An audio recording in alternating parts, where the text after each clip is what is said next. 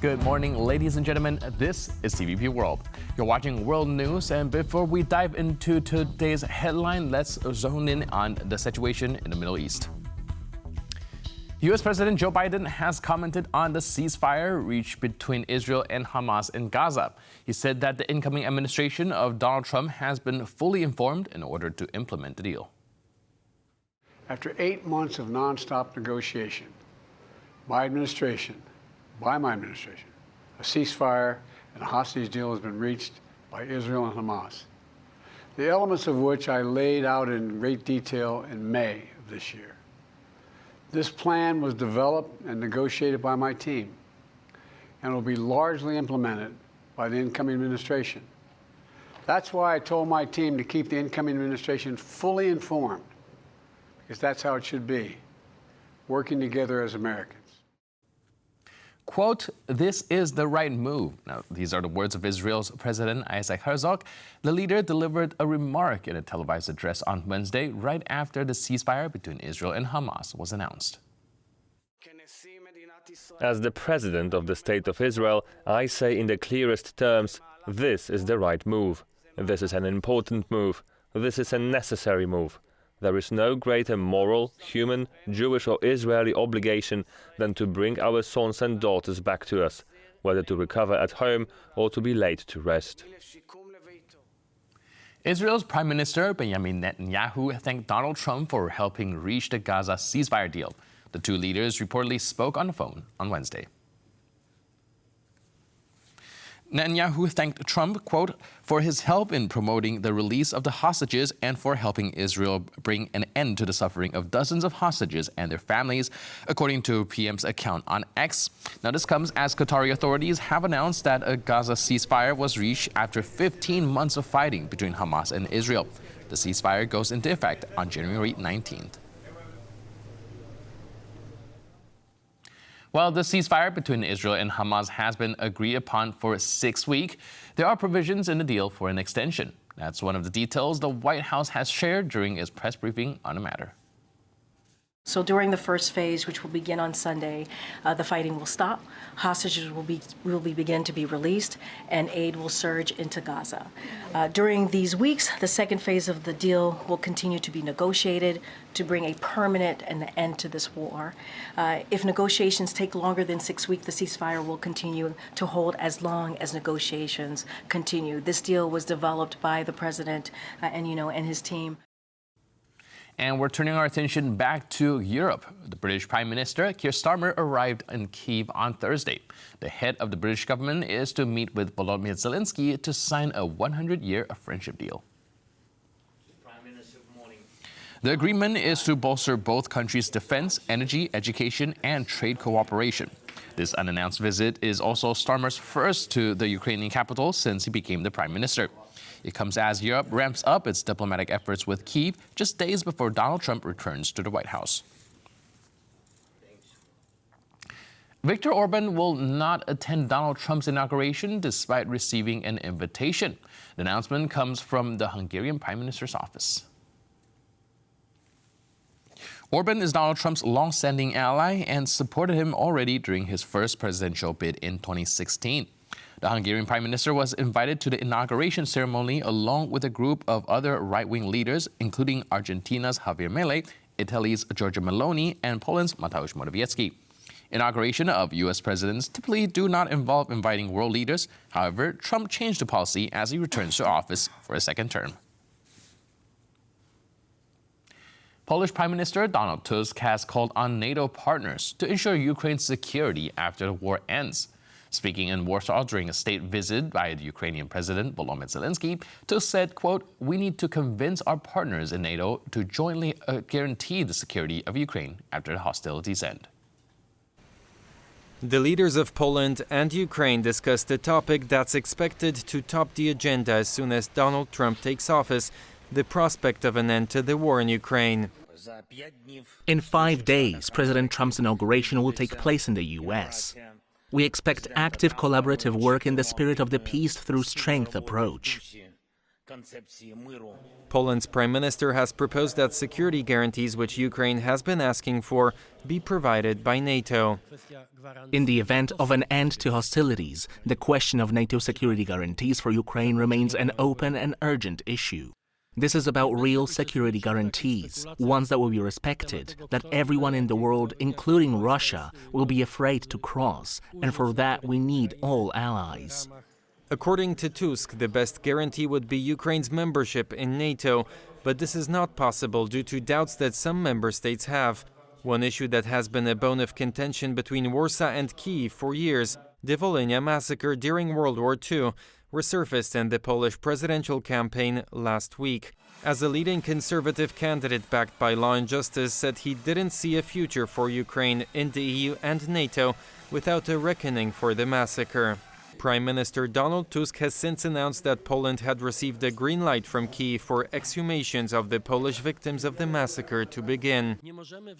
We cannot in any way allow, whether it's in Poland or in Europe, for the Russian narrative and the attempts to blackmail Ukraine to be a method for any talks or negotiations on the future of the European Ukraine. This sensitive topic was also discussed with President Duda, with whom Volodymyr Zelenskyy met Wednesday afternoon. Work is now underway with the ruling coalition's working team and the Ukrainian Ministry of Culture on the subject of these historical search and exhumation issues. There are 20 requests submitted by the Polish side. I hope that these requests will be systematically dealt with. It's very important that we will not have any questions about history. Of course, we have a lot of different issues which are very important for societies, but for me it's very important to stay together in unity. Talks in Warsaw also touched the issue of Ukraine's EU accession process. Zelenskyy expressed confidence that a breakthrough in Ukraine's EU accession process will occur this year, during Poland's presidency of the Council of the EU. Moscow continues to plan covert attacks. A White House investigation has revealed a Russian plot to send explosive devices to the United States aboard airplanes. Poland was among the targets, as revealed by the Prime Minister. Now, this follows incident at European airports where packages spontaneously combusted. The investigation, reported by the New York Times, revealed that the plan was to find out how to bypass security at borders and send explosive packages to American soil. The packages consisted of consumer goods, like electric massagers, that would catch fire once unloaded. While the main concern is regarding cargo planes, sometimes passenger planes also take smaller packages if extra space allows. These acts of Russian air terror aimed at countries like Poland and the US, as well as airlines all over the world, were confirmed by Polish Prime Minister Donald Tusk at a joint press conference with Ukrainian President Volodymyr Zelenskyy. Some of the sabotage acts and diversion prep were of incredibly striking nature. I cannot go into detail, but I can confirm that our concerns were justified, as Russia planned acts of air terror not only against Poland, but also airlines all over the world. With less than 1 week left in office, US President Biden's team has been trying to send a clear message to Russian President Putin to stop these activities. The effects of their efforts, however, are largely unknown. Mr. President and Madam Vice President. Russia and Ukraine have exchanged 25 prisoners each in a deal brokered by the United Arab Emirates. Now, the released prisoners include civilians and military personnel requiring medical assistance.